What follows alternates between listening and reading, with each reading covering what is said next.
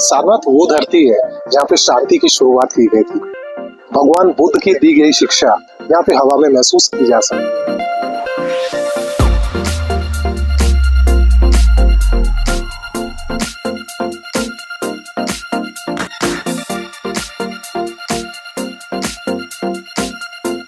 सारनाथ वो जगह है जहाँ पर भगवान बुद्ध ने अपना पहला उपदेश दिया था।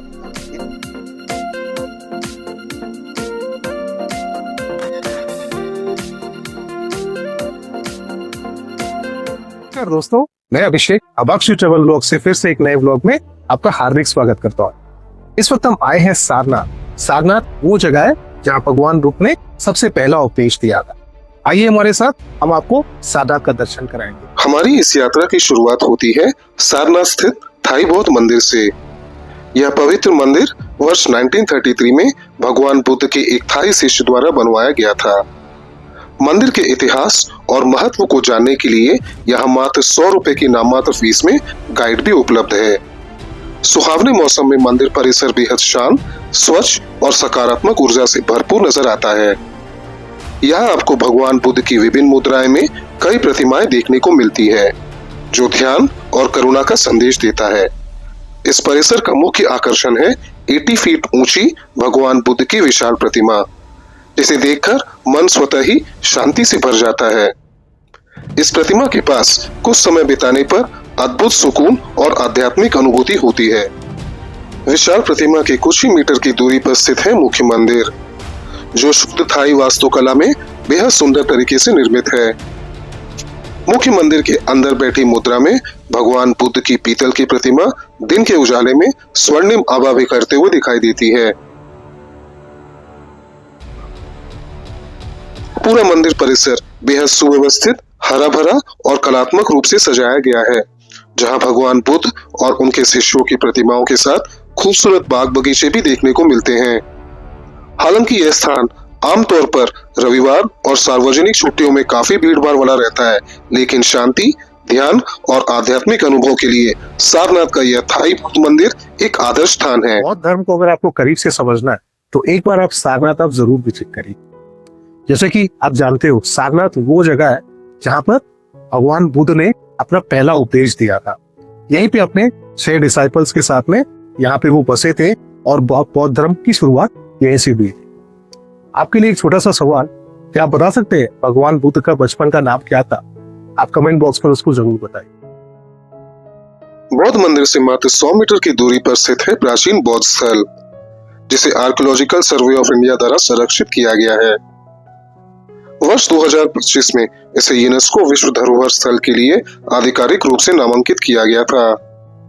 यह स्थल हरे भरे गार्डन, सुगम कॉरिडोर और सुव्यवस्थित परिसर के लिए जाना जाता है। यहाँ मौर्य काल के पत्थर, कला और शिल्प देखने को मिलते हैं, जो सम्राट अशोक के समय के हैं, जिन्होंने भगवान बुद्ध की शिक्षाओं को अपनाया था। यह स्थान प्रार्थनाओं और ध्यान के लिए उपयोग में लाया जाता है। स्थल का मुख्य आकर्षण है थमेक स्तूप, यानी व्हील ऑफ लॉ। यह वह पवित्र स्थान है जहां भगवान बुद्ध ने अपना प्रथम उपदेश अपने 6 शिष्यों को दिए थे। यहीं से बौद्ध धर्म की उत्पत्ति मानी जाती है और यह भी विश्वास है कि भगवान बुद्ध के अवशेषों का दाह संस्कार यहीं हुआ था। स्तूप की परिक्रमा करते हुए ESI द्वारा प्रस्तुत इसके इतिहास की जानकारी देखी जा सकती है। यहाँ का वातावरण अत्यंत शांत और आध्यात्मिक है। कई बार भिक्षुओं को मंत्रोच्चार और प्रार्थना करते हुए भी देखा जा सकता है। स्तूप से कुछ ही दूरी पर प्रसिद्ध अशोक स्तंभ स्थित है। मान्यता है कि मौर्य सम्राट अशोक ने बौद्ध धर्म स्वीकार करने के बाद यहाँ स्तंभ स्थापित करवाया था। परिसर में एक छोटा बुद्ध मंदिर भी है और धूप भरे मौसम में यहाँ की लैंडस्केपिंग बेहद सुंदर लगती है। इसके बाद हम पास स्थित आर्कियोलॉजिकल म्यूजियम का रुख किया, जो इस बौद्ध स्थल के बगल में है। म्यूजियम में प्रवेश शुल्क मात्र 5 रुपए है। यह museum archaeological survey of India द्वारा स्थापित किया गया है और भारत का पहला म्यूजियम है जिसकी स्थापना वर्ष 1910 में हुई थी।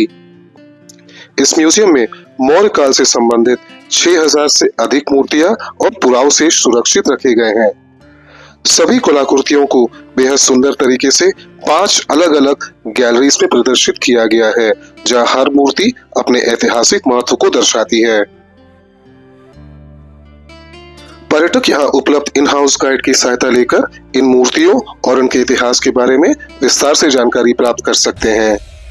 इस म्यूजियम का सबसे प्रमुख आकर्षक है 4 सिंहों वाली प्रतिमा। इसे अशोक स्तंभ का सिंह शीर्ष यानी कि लायन कैपिटल ऑफ अशोका भी कहा जाता है। यह प्रतिमा आज भारत का राष्ट्रीय प्रतीक है और इस राष्ट्रीय प्रतीक के नीचे अशोक चक्र भी यह स्पष्ट रूप से देखा जा सकता है। साथ ही राष्ट्रीय प्रतीक का ऑफिशियल मेजरमेंट को भी प्रदर्शित किया गया है। म्यूजियम परिसर बेहद साफ सुथरा और हरियाली से घिरा हुआ है। बाहर की ओर पर्यटक प्रामाणिक हस्तशिल्प और पारंपरिक एसेसरीज की खरीदारी भी कर सकते हैं। सारनाथ से लगभग 8 किलोमीटर की दूरी पर स्थित सर्ववेद महामंदिर तक हमारी यात्रा आगे बढ़ती है। वर्ष 2023 में उद्घाटित यह स्थल विश्व का सबसे बड़ा मेडिटेशन साइट माना जाता है, जहां एक साथ 20,000 लोग ध्यान कर सकते हैं। मंदिर का वातावरण अत्यंत शांत और सकारात्मक ऊर्जा से भरपूर है। केंद्र में स्थापित महर्षि सदाफल देव जी की भव्य प्रतिमा प्रकाश अवस्था में और भी आकर्षक दिखाई देती है।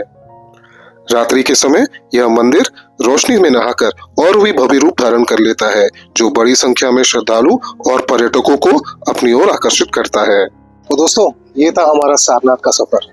सारनाथ वो धरती है जहाँ पे शांति की शुरुआत की गई थी। भगवान बुद्ध की दी गई शिक्षा यहाँ पे हवा में महसूस की जा सकती है। इसी के साथ दोस्तों, आज का वीडियो हम यही समाप्त कर रहे हैं। उम्मीद है आपको हमारा वीडियो अच्छा लगा। फिर मिलते हैं दोस्तों आपको बनारस के अगले पार्ट में। जय हिंद, जय भोलेनाथ।